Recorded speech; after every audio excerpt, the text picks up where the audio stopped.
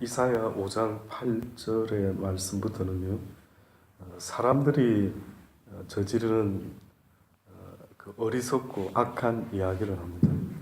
근데 뜻밖에도 성경은 계속해서 말씀하는 어떤 말씀 중에 주제가요, 그 부한 자들, 부하려고 하는 자들,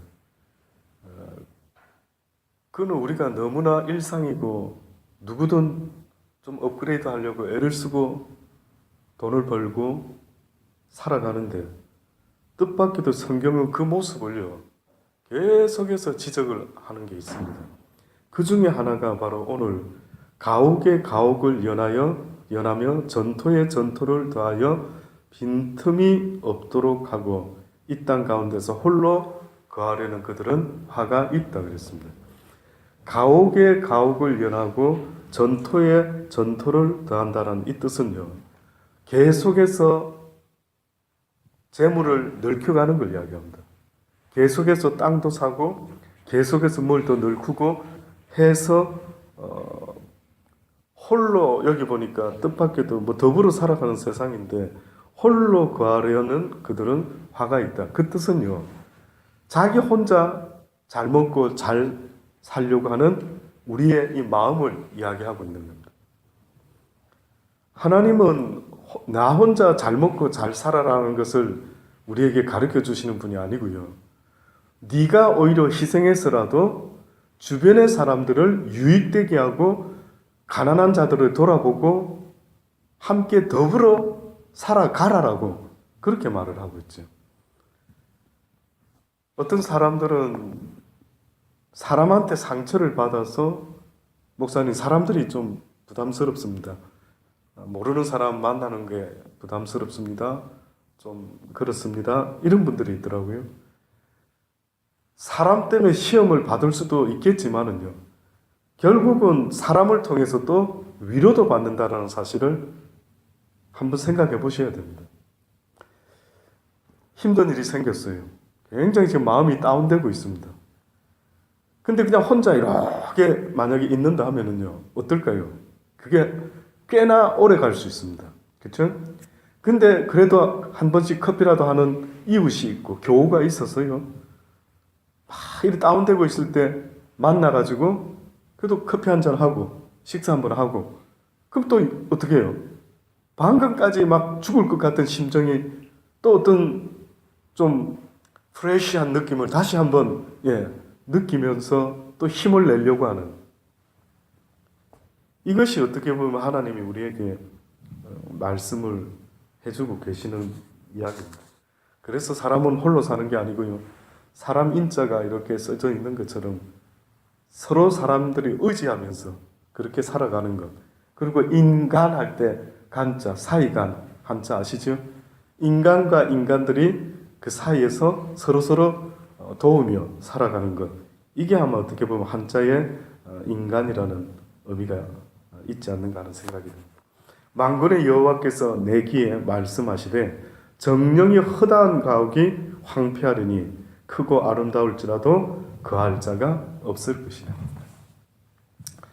하나님은 계속해서 지금처럼요, 하나님의 말씀대로 이웃을 위하고 내 가진 것으로 나눌 줄 아는 이런 사랑의 삶을 하지 못하고 나를 위해서 계속해서 쌓아놓는 자들에게 똑같은 경고의 메시지랍니다. 그 똑같은 경고가 뭐냐면, 언젠가 네가 너를 지켜줄 것으로 생각했던 그 모든 성들과 함께, 그 가옥들과 함께 망하게 될 것이다.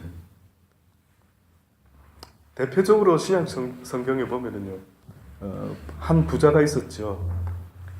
소출을 아주 너무너무 수확이 좋아가지고요, 막 소출을 어디다 둘 데가 없어서 어떻게 합니까? 창고를 지어가지고 짓죠. 그러면서 그 부자가 보면은 하는 그 스스로 표현이요, 내 영혼아, 그렇게 이야기해요. 야, 내 영혼아, 이제 막 먹을 거 풍부하고 이제 노후 대책 다 됐으니까 이제 네가 평안하게 먹고 마시며 살아가면 되겠다, 이렇게 이야기를 합니다. 근데 그때 그 표현을 성경에 써놓고요, 그 뒤에 표현에 뭐라고 써놨느냐 하면은 이 어리석은 부자야, 오늘 밤에 네 영혼을 하나님이 도로 데려가면 네가 쌓아놓은 모든 것이 다 네 것이 되겠느냐, 그렇게 이야기를 합니다. 가장 억울한 게요, 저도 살아보면서 가장 억울한 게 제대로 써보지도 못하고 쌓아두는 거 있지 않습니까? 저희 모친이 알뜰하셨던 분 같아요. 지금도 물론 살아계시지만은 알뜰하셨던 것 같습니다. 예를 들어 털실로 뜨개질을 늘 하셨어요. 저 어렸을 때 뜨개질을 해서 이제 저희 누님, 쌍둥이 누님 옷을 입히고, 그 밑에 한 살 터울 또 이제 형님 또 해서 입히고요. 거의 막 달아가지고 짠 옷이 다 찢어지면은 요즘 같으면 버리죠. 당연히 버리죠. 근데 저 기억에 그 딴 뜨개질로 짠 옷을요 다시 푸시더라고요. 이제 빵꾸나고 하면은 그 풀어가지고 끊어진 대로 또 입고 풀고 쭉 해서 다시 하나로 쭉 이어가지고 그 다음에 사이즈가 좀 작은 저 옷을 짜기 시작하시더라고요. 알뜰하시죠? 예. 그리고 어디서 거르기나 혹은 뭐가 생기면은요, 찬장이라 해서 어렸을 때 부엌 쪽에 거럭을 넣어놓은 찬장이 있었던 것 같아요. 근데 좋은 것들은 쓰지 않으시고 다 주로 거기에 넣어 놓으시고, 특히 손님 올 때 쓰는 것까지는 이해가 되죠. 근데 어떤 물건들은 손도 안 대시는 거예요. 왜 그러신가 그때 보니까요, 누나들 시집 가면은 그거 줘야 된다라는 거예요. 누나들 시집 가면. 그래서 그걸 또 모아놓고 근데 어느 날 누님들이 시집 갈 때쯤 됐을 때 그걸 주려고 하니까 어떨까요? 이제 유행이 뒤지는 겁니다. 그러니까 줘도 짐되고 썩 기쁘게 가져가지를 않는 겁니다. 그때 제가 어렸을 때 이런 생각이 들더라고요. 아유, 그럴 것 같으면 그냥 좋은 거 막 쓰지. 막 쓰고 감사하고 기뻐하지. 그거를 아끼고 또 아껴가지고 결국은 막 올도 안 되고 유행 지나버리고 왜 그러지 하는 생각이 들었어요. 그래서 저도 마음 한쪽에 나는 크면은 내가 가장이 되고 살아가면은 저 모습은 좀 어리석다. 진짜 그러다 내가 뭐 죽기라도 하고 이러면은 그 다 네 것이 되는가, 이 생각이 들더라고. 확실하게 들더라고요. 그래서 나는 그러지 말아야지. 근데 제가 어느 날 최근 들어서 저의 과거를 이렇게 자라온 걸 한 번씩 생각할 때가 있어요. 우리 아들들 때문에 한 번씩 물어보는 겁니다. 아빠는, 우리 특히 정재 경우는 내 나이 때 이런 거 먹어봤냐, 그리고 뭐 어떻게 해봤냐, 뭐 그때는 아빠 어쨌냐, 한 번씩 자꾸 물어봐요. 우리 큰애도 특히 그런 걸 한 번씩 물어보고요. 그래서 어느 날 제가 저 자신을 이렇게 한번 돌아봤더랬어요. 그 나는 뭐 어떻게 자랐지? 자랄 때 무슨 소리를 많이 듣고 자랐지? 이렇게 생각하면서 한번 뒤돌아보니까요, 특히 제가 조금 웃기면서도 참 조금 쓴 미소를 지었던, 얼마 전에 저희 큰아들이 이제 와가지고 함께 정재랑 우르스를 갔더랬어요. 우르스를 갔는데, 그 우르스 쪽에 리드컴에 가면은 이제 클린하는 어떤 세일하는 거 있죠. 많이 세일해서 이제 정리하는 뭐가 있지 않습니까? 선반이 이렇게 해가지고. 근데 우리 정재가, 우리가 점점 새 부자가 그쪽으로 싹 지나가고 있는데 형 귀에다가 대고 하기는 했는데 제가 들리더라고요, 저한테도.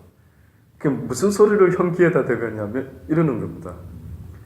틀림없이 아빠는 저 세일 코너에 가면은 틀림없이 쳐다볼 것이다. 그래서 뭔가 살 것을 아마 찾을 것이다. 이런 이야기를 지금 형한테 하는 겁니다. 근데 저 귀에 들렸어요. 그래서 제가 그날은 일부러 안 쳐다봤습니다. 놀라는 겁니다, 정제가. 이런 일이 없었는데 왜 아빠가. 그리고 이제 다시 돌아오는 일이 생겨가지고 올 때 또 자기 형한테 아마 요번에는 또 볼 것이라 또 이야기를 하는 거예요. 2번씩이나. 그래서 저 녀석이 오늘따라 저기 형한테 아빠의 뭐를 일러주고 싶은데 그걸 일러주고 있는 거예요. 그래서 이제 일부러 이렇게 장난하면서 이제 봤죠. 그러니까 막 신이 나가 말하고 형 내가 아빠가 저기 틀림없이 본다고 하지 않았느냐 뭐 이러면서 그러는 거예요. 근데 제가 한번 저를 돌아봤어요. 그래 내가 세일하는 거 말고 막 그냥 탁탁 먹고 싶은 거 그냥 막 팍팍 사서 좀 먹고 그래도 되는데 한 번쯤이라도 진짜 기분 좋게 그래도 되는데 거의 그렇지 못하는 나를 보고 내가 왜 이렇게 됐지? 내가 자랄 때 뭐가 문제가 있었는가? 이 생각이 드는 겁니다. 갑자기.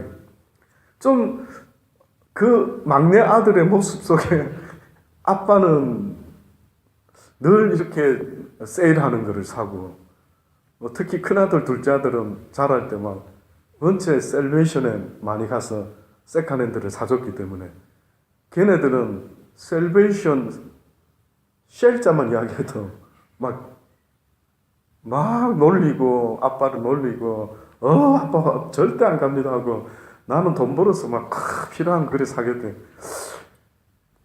제가 자랄 때 보니까요 저희 어머님이 그런 알뜰한 정신은 좋은데 그 정신에 플러스 해가지고 저희 아버님이 선장님으로 아주 잘 나갔죠. 배 사업을 하다가 하필이면 제가 국민학교 한 4, 5, 6학년 때쯤에 망했던 겁니다.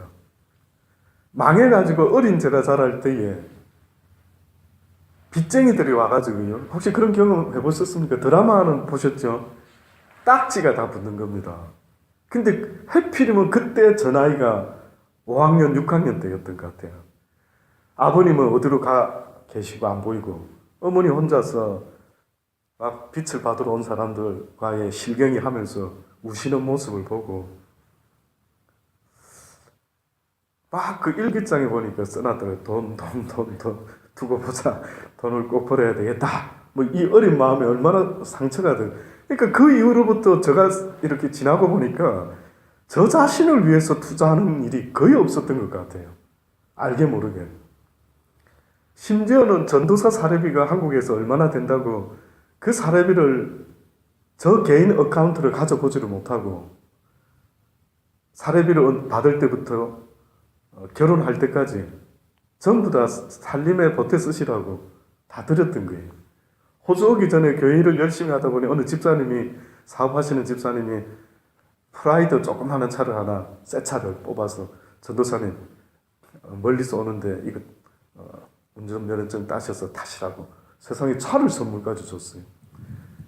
호주 떠나면서 그 차도 드리고 그리고 어느 집사님의 도움으로 호주로 오게 됐죠. 그러니까 보니까 아끼는 것도 이해가 되고 뭐 전략도 좋고 다 좋은데 하나님 앞에서 보니까 이게 썩 좋은 모습이 아닌 거예요. 나중에 생각해 보니 어떤 면에서는 콩 한 쪽이라도 있으면은 나누어 먹고 그리고 제가 호주 와서 좀 어려울 때에 그 생각이 들더라고요. 어차피 어렵다 한다면은 내일을 위해서 뭘 아끼지 말고 아예 통닭 한 마리라도 사가지고 감사함으로 기뻐함으로 먹는 게 오히려 하나님 앞에서 감사와 기쁨이 없이 늘 절약하면서 그냥 빠둥빠둥 살아왔습니다 라고 말하는 것보다 그게 낫지 않겠나 하는 생각이 들더라고요. 그래서 그 다음 이후로부터는 나름대로 오히려 아껴서 뭐 하려고 하는 것보다 주변에 또 나눌 수 있으면 나눠보려고 애쓰고 또 나름대로 오히려 먹고 싶은 걸 먹고 하나님께 땡큐 또 이렇게 살아가는 이 모습이 참 하나님도 기뻐하실 것 같아. 근데 결국은 또 뭐 당뇨 때문에 또 억지로라도 참아야 되고 절제해야 되는 이런 일들을 또 겪으면서요 살아가고 있습니다. 결국은 여러분 생각해 보면은요, 돈이 있어 기회가 있을 때 하나님은 나누라는 것입니다. 그래서 하늘나라의 창고에다가 보화를 쌓아두라는 거죠. 성경 말씀처럼 어느 날 주인이 청지기에게 일을 맡기고 떠나갔는데 그 청지기가 불량한 것을 듣고는 내가 돌아오면은 걔를 잘라버려야 되겠다 그러죠. 근데 이 소식을 들은 이 불량한 청지기가 어떻게 합니까? 갑자기 아이디어를 쓰는데 자기 것도 아니면서 자기 주인에게 빚진 사람들을 불러 모으더니만 너 얼마 빚졌어? 기마이를 막 쓰는 거죠. 자기 돈 같아서 못했죠. 그렇죠?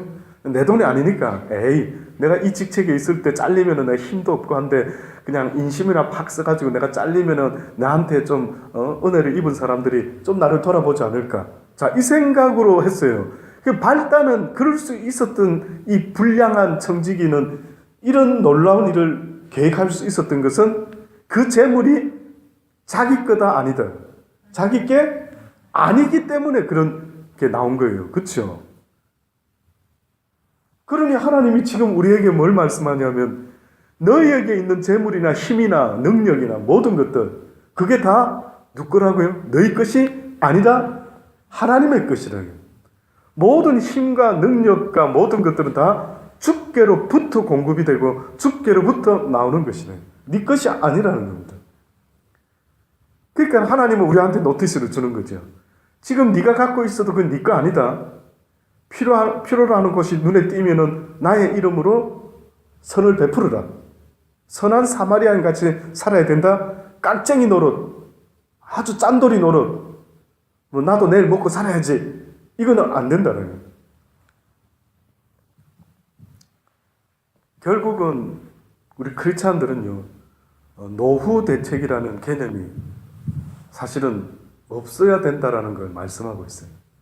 어떤 분이 그러던 거예요. 노후 대책은 없어도 주님의 재림이 나의 노후 대책이다. 우리 최 집사님도 한 번씩 그러죠.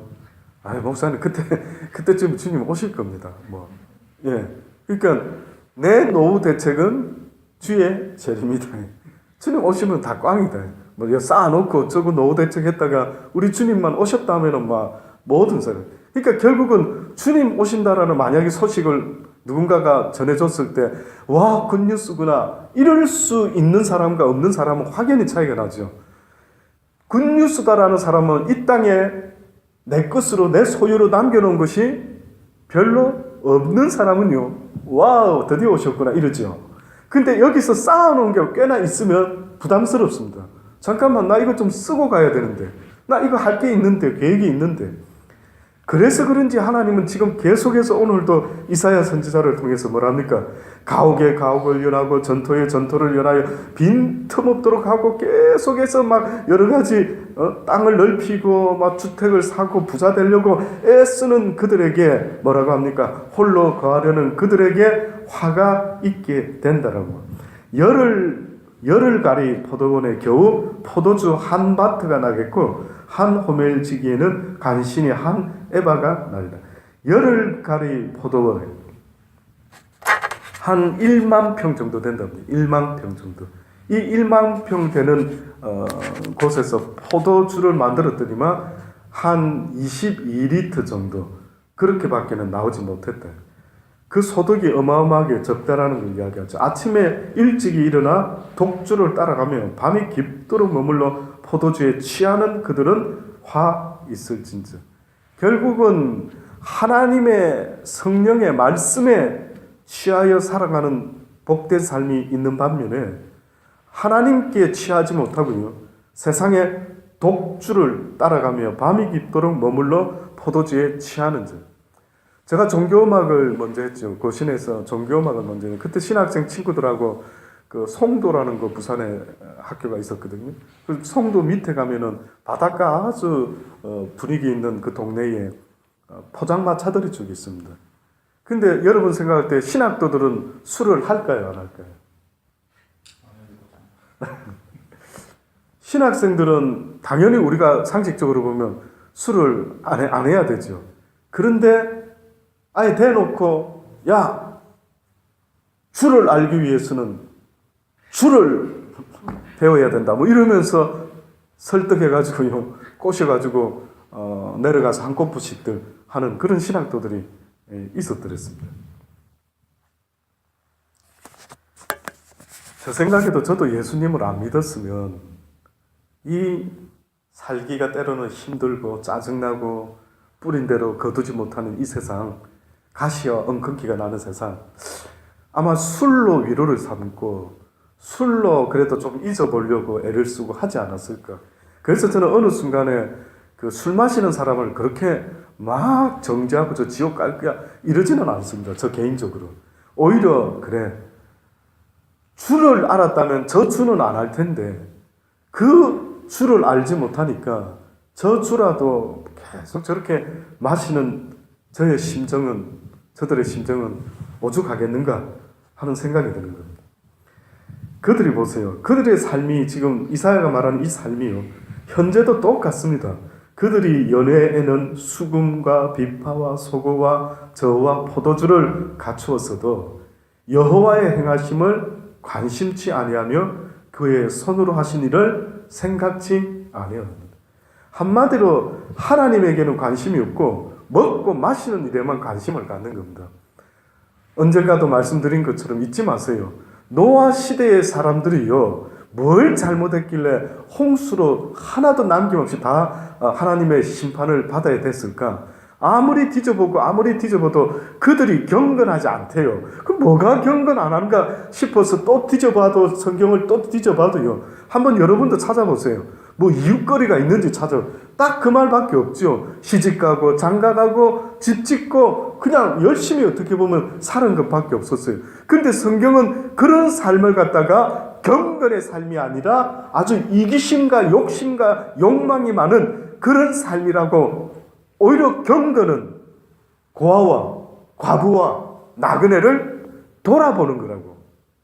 그러니까 어떤 사람의 믿음이 경건한 신앙생활을 한다라고 할 때는요, 무슨 거룩거룩 음성을 낮추고 점잖게, 이게 경건이 아니고요, 어렵고 힘든 사람을 기꺼이 도우려고 애를 쓰는 그 모습을 하나님은 어떻게 해요? 기쁘게 본다라는 거예요. 누구도 사랑받지 않을 만큼 부자도 없고요, 또 사랑을 줄 수 없을 만큼 가난한 자도 없습니다.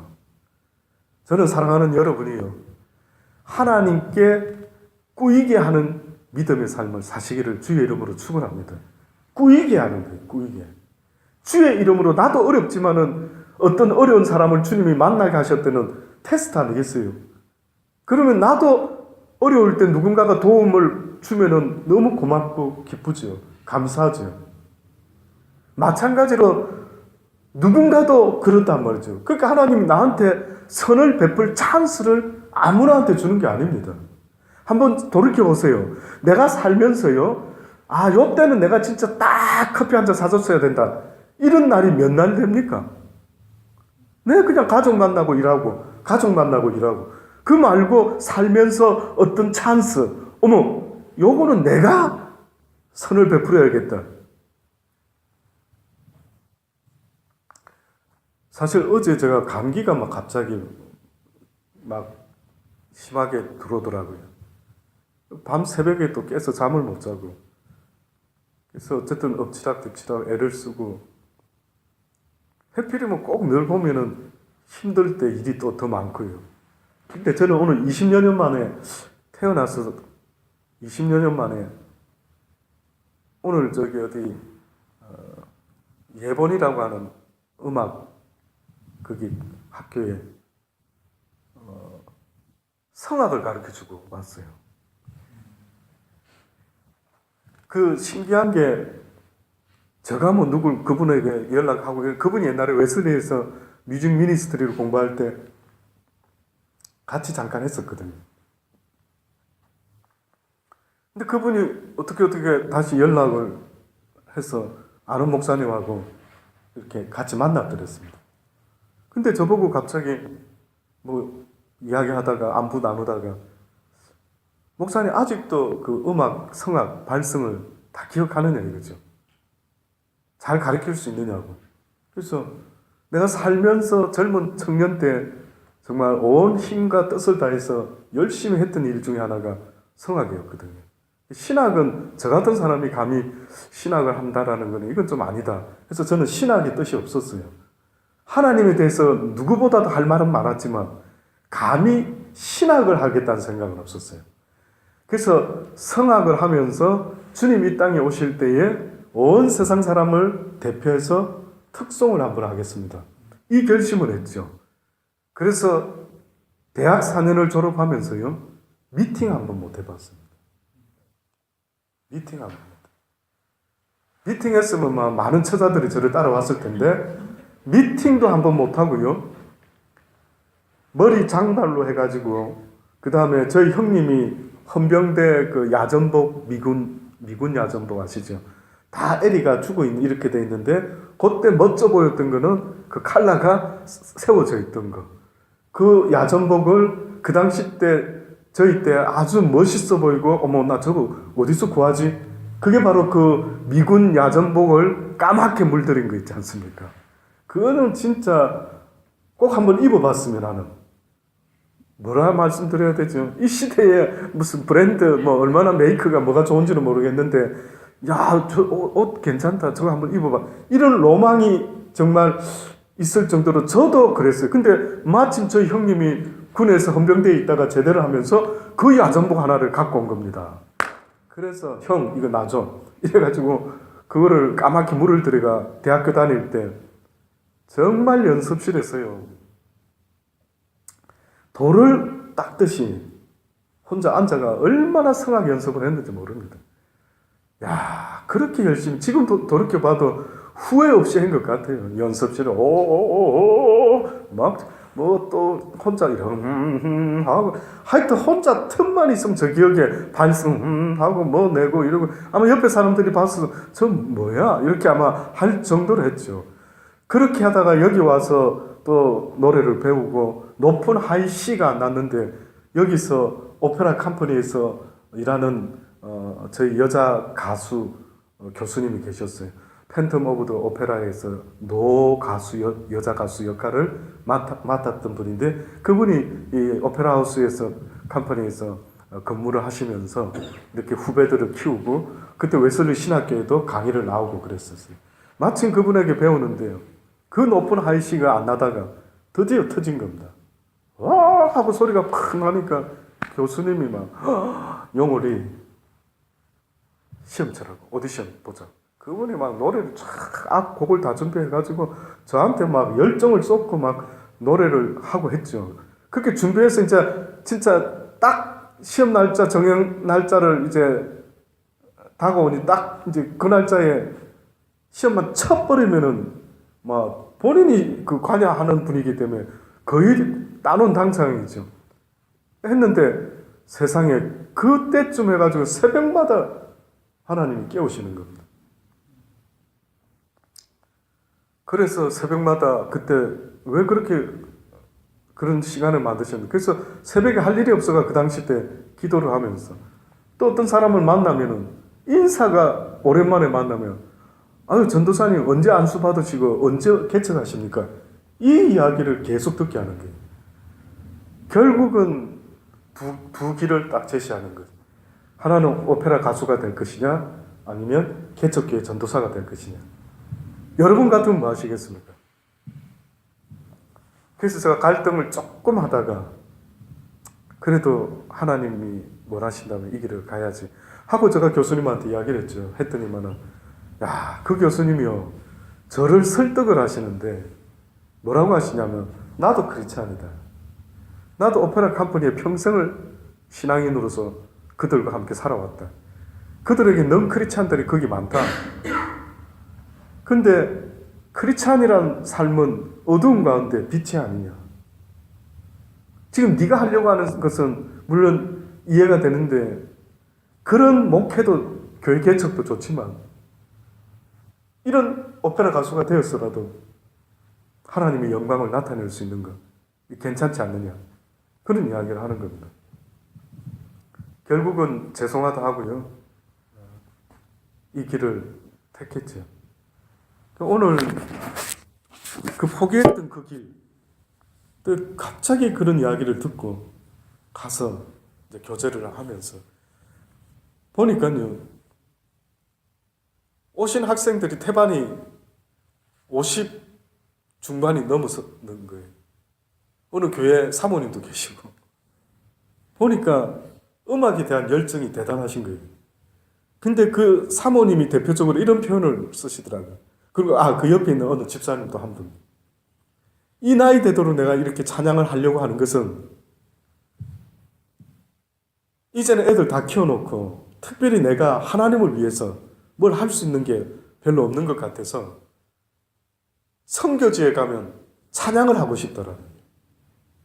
그러니까 단기 선교를 떠나면은 보통은 가서 뭐 설교하고 뭐 하고 하는데 그분들의 꿈 중에 하나는 그런 선교에 가면 찬양으로 그들에게 하나님의 말씀을, 사랑을 전해주고 싶더라는 거예요. 저도 옛날에 한 손에는 복음을, 한 손에는 찬양으로 주님 오시면 이 땅의 모든 일을 대표해서 한번 특송을 해버리라. 그리고 그렇게 열심히 했던 그 시절 막 이런 생각들이 막 주마등 같이 지나가는 겁니다. 그래서 오늘 참 생각도 못한 경험을 그 음악학교에 가서 사람들을 가르쳤는데요. 또 계속 와달라고 하는 것도 같습니다만 언제까지 또 될지는 모르겠는데 또 하나님의 계획이 제가 앞서서 했을 때는 하나도 이루어지는 것이 없었지만 하나님이 어디로 이끌어가는가를 이렇게 보려고 하는 이런 마음이 언젠가부터는 생기더라고요. 하나님이 하시죠. 하나님이 하시겠죠. 원하신다면 더 강한 사인을 주십시오. 이런 마음으로. 결국 이 땅에서 나에게 주어지는 어떤 기회들이 있을 때에 이것을 가지고요. 하나님의 영광을 나타내는데 써먹을 수만 있다면 그게 곧 하늘나라의 보화를 저축하는 것이다 라고 말씀을 하고 있는 겁니다. 지금 현재 내 것이라 말하는 그것이요. 내 것일 것 같지만 나중에는 그거조차도 써먹을 기회가 없습니다. 힘이 있을 때, 능력이 있을 때, 감당할 수 있을 때 어떻게 보면은요. 나를 위해서 쌓고 가옥에 가옥을 열하고 전토에 전토를 더하는 삶이 아니라 누가복음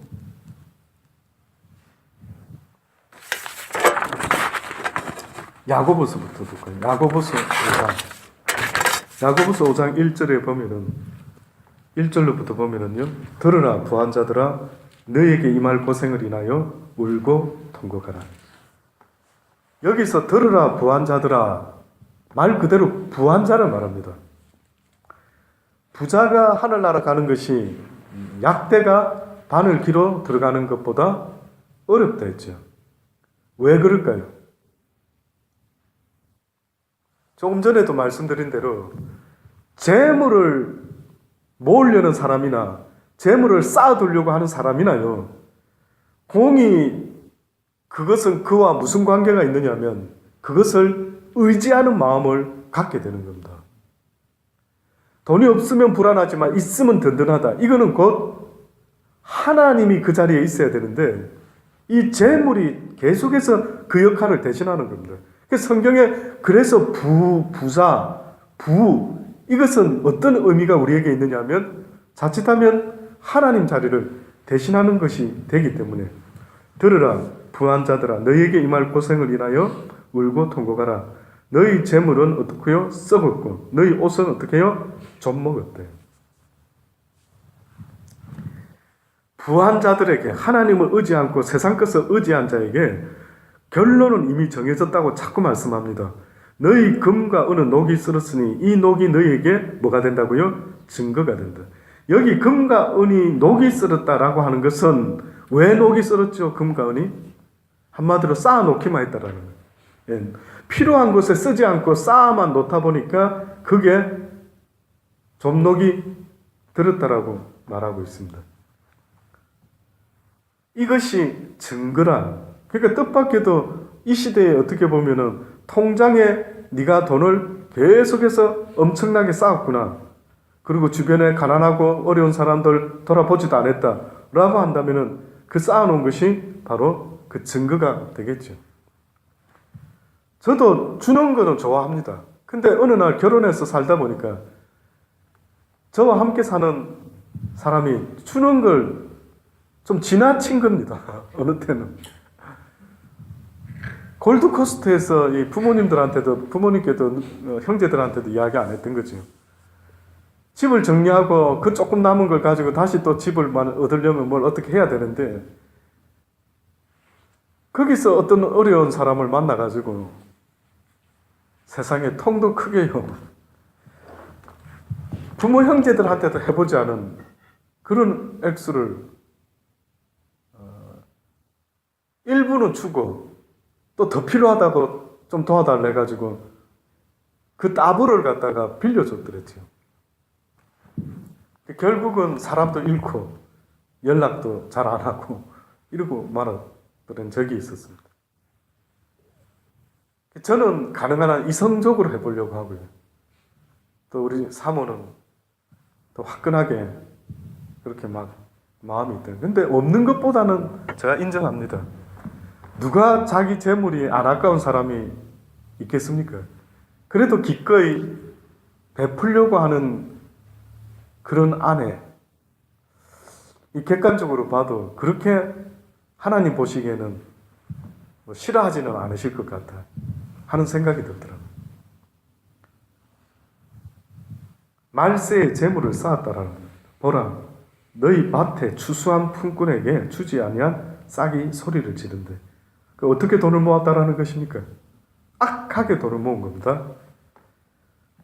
추수한 자의 우는 소리가 만군의 주의 귀에 들렸다. 너희가 땅에서 사치하고 연락하여 도살의 날에 너희의 마음을 살찌게 하였다. 마음이 가난한 자는 복이 있나니 천국이 저희 것이라 했죠. 그 반대 이야기가 지금 성경 여기에 나오는 겁니다.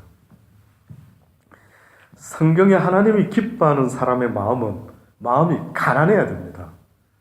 가진 게 없어야 됩니다. 그러니까 주님 앞에 떡 섰을 때 보니까 가진 게 없는 거예요. 너 왜 가진 게 없지? 보니까 주의 말씀대로 그렇게 살다 보니까 자기를 위해서 가진 게 별로 없었던 겁니다. 거지 나사로가 천국에 갔다 이거죠. 낙원에 갔습니다. 한 게 뭐 있는데?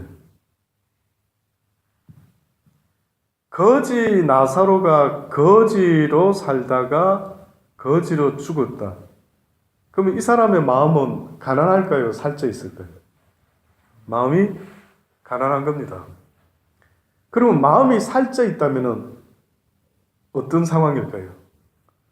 거지인데 부자 되려고 하는 겁니다. 거지인데 부자 되어 보려고 하는 거예요. 그 부자 되어 보려고 하니까 사기를 치고 막 거짓말을 하고 부잣집 탐을 넘어서 막 훔쳐 나와야 되고. 근데 거지 나사로의 대단한 것은 마음을 높이지 않고 욕심을 내지 않고 죽으면 어떻게 해요? 죽으리라. 무슨 차이가 있는데?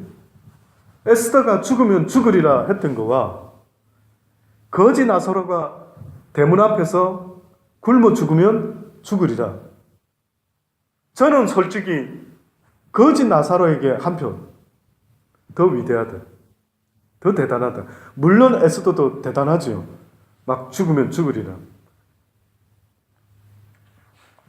근데 저는 볼 때 거지 나사로도 대단한 사람이다. 오죽했으면 아브라함의 품에 안겨 있어요. 성경 전체를 어떻게 보면 통틀어서 어떤 성경의 이야기 스토리를 봤을 때 아브라함과 함께 서 있었다, 아브라함 옆에 있었다, 앉아 있었다, 이런 표현은 있을 수 있겠죠. 서 있었다. 근데 한번 기억나십니까? 어린애도 아닌데 아브라함이 품에 안았어요.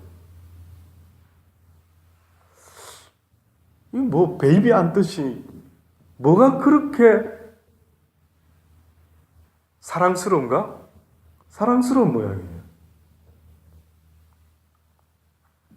그래서 아마 어떻게 보면은 우리가 지금도 이 시대에 우리가 이 순간에 이렇게 살아가고 있는데요.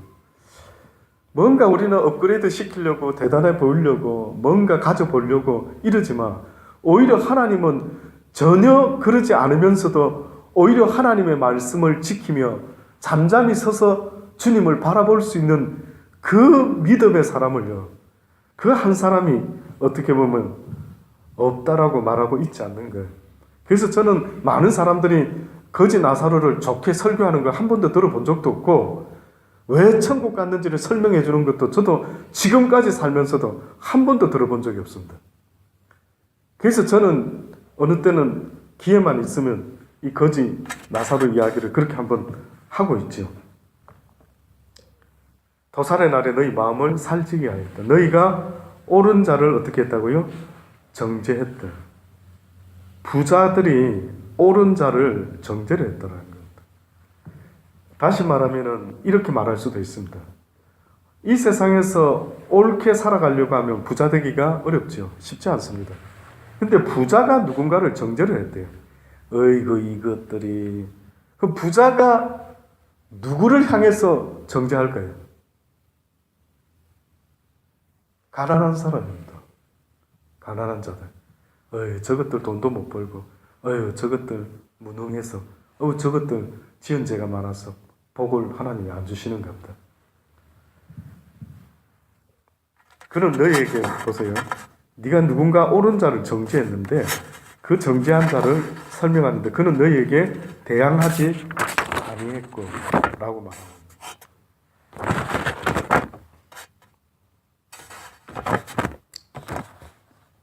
빌립보서 2장입니다. 빌립보서 2장 19절로부터 보면은요. 내가 디모데를 속히 너희에게 보내기를 주 안에서 바람은 너희 사정을 알므로 안위를 받으려 함이니 이는 뜻을 같이하여 너희 사정을 진실히 생각할 자가 이 밖에 내게 없음이라. 그 누구 이야기하냐면 디모데 이야기합니다. 지금 바울이 저희가 다 보세요. 저희가 다 자기 일을 구하고 그리스도 예수의 일을 구하지 아니하였다. 그리스도 예수의 일을, 예수님의 일을 구했다라는 것은 자기를 돌아보는 일이 아니고 누구를 돌아본다고요? 이웃을 돌아보고 하나님이 기뻐하는 그 일을 생각하며 애쓰는 자의 그 모습, 이것을 성경은 예수 그리스도의 일을 하는 자라고. 많은 사람이 저처럼 설교하는 사람이 예수님이라는 걸로 이렇게 착각을 하고 앉아있더래요. 설교하는 자들은 택함을 받은 자, 하나님으로부터 복음을 전해라고 부름을 받은 종들은 부득불 전해야 되는 게 이 길이에요. 돈을 주든 싹이 있든 없든 하나님이 해라 하면 종들은 순종하며 하면 되는 그뿐인 거예요. 근데 성경에서 누구나가 예수 그리스도의 일을 하는 자다라고 말할 때 그 의미는요, 뜻밖에도 나를 위해서 먹고 살려고 애쓰는 삶이 아닌 다른 이들, 바울과 같은 주의 종들, 가난한 이들, 힘든 이들, 복음을 모르는 이들, 이들에게 관심을 두는 그들을 성경은 뭐라고 말하냐면 예수 그리스도의 일이라고 그렇게 말한 거예요.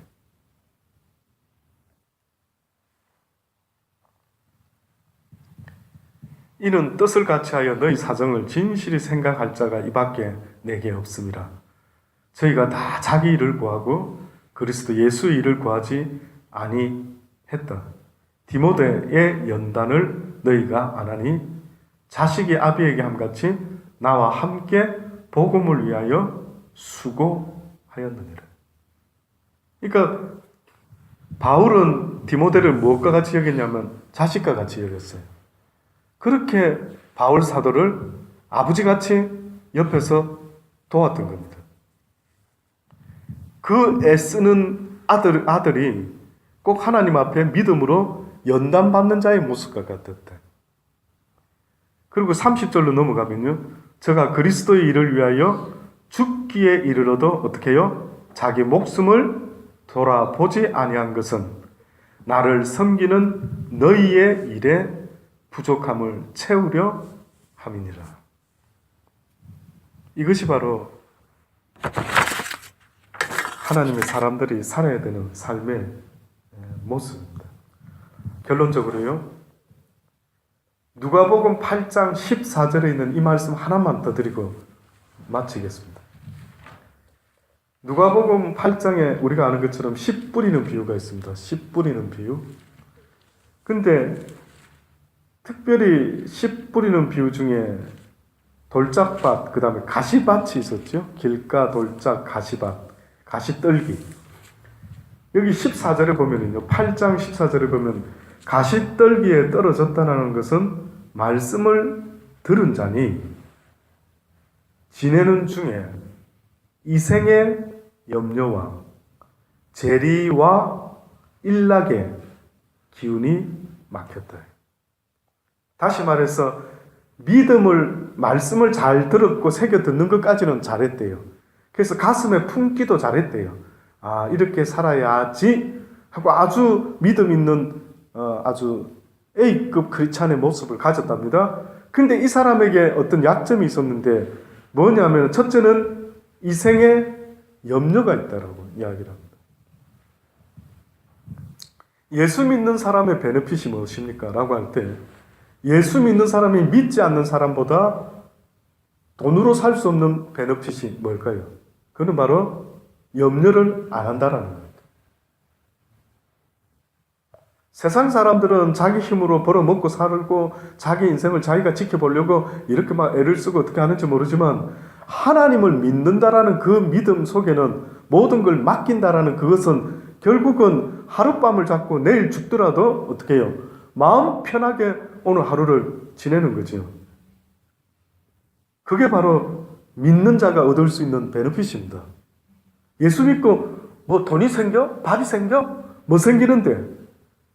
가장 생기는 거는 심령의 평안함. 다 맡기고 자면 되니까. 근데 여기 보세요. 가시떨기에 떨어진 사람은 첫째 이생의 염려까지는 여러분이 기억났었죠. 근데 그 뒤에 뭐라고요? 재리와 일락에 이랬습니다. 재리, 돈과 이익을 추구하는 것을 말합니다.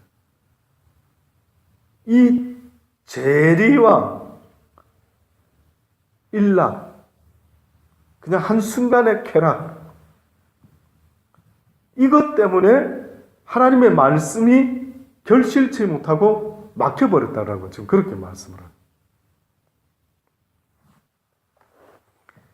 그러니까 예수 믿는다라고 하면서 만약에요, 막 돈 버는 일에 뭐 하는 일에 너무 지나친 거, 기준은 각자가 다르지만요, 내가 아주 힘들 정도로 신앙생활, 성경 읽을 시간도 예배 참석할 수 있는 그 마음도 없을 정도로 힘든 상황이라 한다면은 그 사람은 지금 굉장히 큰 실수를 하는 겁니다.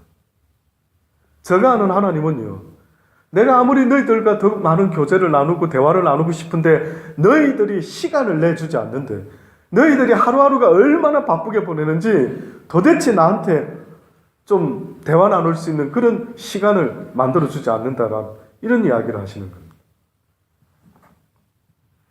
결국은 노아 시대 때 사람들이 시집가고 장가가고 집을 짓고 열심으로 살아갔던 그들의 부자의 삶이요, 결국은 하나님을 전혀 알지 못하는 이들의 어느 정도가 아니고요, 소돔과 고모라 성이 망했다 이러면 사람들이 그놈들 망해도 싸지 그러죠. 소돔과 고모라 성 정도 망했어요. 나쁜 짓 하다가. 전 세계가 다 망했다. 얼마나 나쁜 짓 한 거죠? 얼마나 하나님 보시기에 소돔과 고모라 성 정도는 오히려 막 저것들 다 죽어도 싸, 이런 느낌이 드는데 그보다 더 크게 모두가 죽었다라는데 한번 상상해 보세요. 그때 소돔 고모라 성 사람들이 가장 대표적인 그 죄악 뭐 이러면 동성연애니 뭐니 막 천사가 왔는데도 야 천사 불러내라 그러고 막 롯은 오히려 뭐 내 딸이 있으니 그냥 줄 테니까 뭐 이런 대화가 오고 가는 그 시대에 보면 저것들 망해도 싸구나 느껴졌죠. 그런데 시집가고 장가가고 집 짓고 한 번씩 파티 좀 하고 뭔데 그게 무슨 소돔과 고모라 성 사람보다 더 나쁩니까? 근데 다 죽여버린 거예요. 이게 와닿지 않는 모양입니다. 잘 얼핏 사람들이 뭐 다 이렇게 사는데, 그래서 저도 염려스러운 게 오늘 우리 시대를 보면은 거의 다 이렇게 살지 않습니까? 교회 안에서도 복 받으세요, 복 받으세요. 뭔가 복인가 보니까 비즈니스 잘하고, 뭐 애들 공부 잘하고, 그러니까 전부 다가 노아 시대 때 사람들처럼 우리 집은 좀 특히 더 복 받았으면 좋겠고 하는 이 복들이 전부 다 세상의 것들을 구하고 있는 겁니다.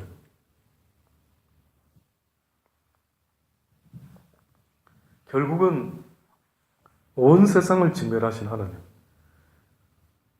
정말 틈만 있으면 전하고 싶어요, 이 이야기를.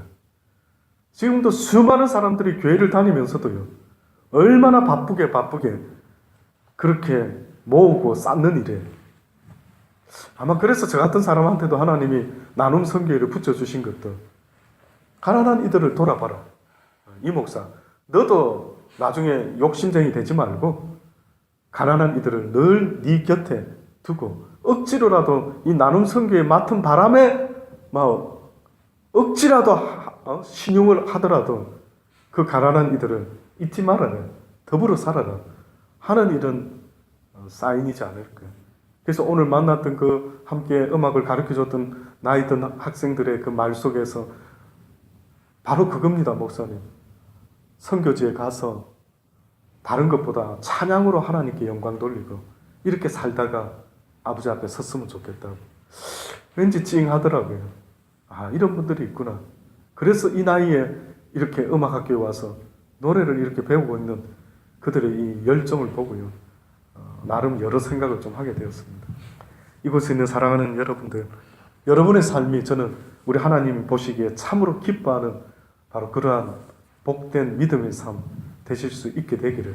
그래서 여러분, 나를 위해서는 그냥 보통만 하시고요, 나보다 혹시나 더 어려운 사람은 없는지를 늘 돌아보려고 하는 그 마음이 바로 경건한 크리스찬의 마음이라는 것을 잊지 마시고 그렇게 사실 수 있게 되기를 주의 이름으로 축원합니다.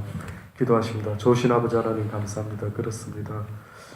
그렇게 날마다 하나님은 구하려고 하지 말아라고 계속해서 말씀하시건만 어리석은 저희들은 이 세상의 것에 아예 목숨을 걸고 더 모으고 더 가지려고, 그래서 어떤 사람을 억울하게도 만들고 어떤 사람을 돌아보지도 않고 혹시나 그렇게 살아가고 있지는 않습니까? 아버지, 오늘 밤이라도 주님이 우리의 영혼을 부르시면 가야 되는데 쌓아놓은 것 누구 것이 될 줄도 모르겠고, 아버지, 떠나야 되는 인생이라는 사실을 잠시도 잊지 말게 하시고, 기회 있을 때 불의한 청지기가 그렇게 사람들에게 선심을 썼던 것처럼 아버지여, 저희들도 기회 있을 때마다 최선을 다할 수 있는 그러한 우리가 되게 도와 주옵소서. 감사합니다. 알게 해주셔서 감사합니다. 예수님의 이름으로 기도합니다. 아멘. 주신 말씀 붙잡고요, 자유롭게 기도하시고 돌아가시겠습니다.